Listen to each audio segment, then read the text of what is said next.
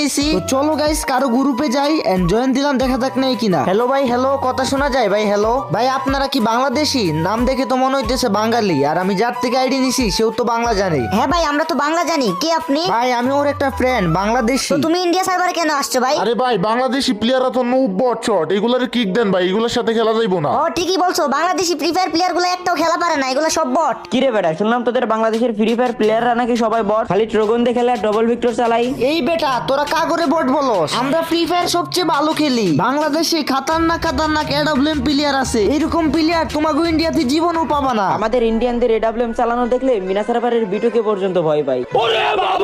আর তোরা বাংলাদেশিরা তো আমাদের হাতের মুয়া। আচ্ছা, তোদের মতো নোবরাদের তো আমরা গুনাই ধরি না। আমরা যদি নুব হই তাইলে তো তোরা নুব প্রো ম্যাক্স। আমাদের দেশে হাজার হাজার free fire player grand master push দেয়। ওরা যদি নুব হইতো তাইলে কি কখনো গ্র্যান্ড মাস্টার যাইতে পারতো? নোবরা তো পলায় পলায় খেলে, তাই গ্র্যান্ড মাস্টার উঠে যায়।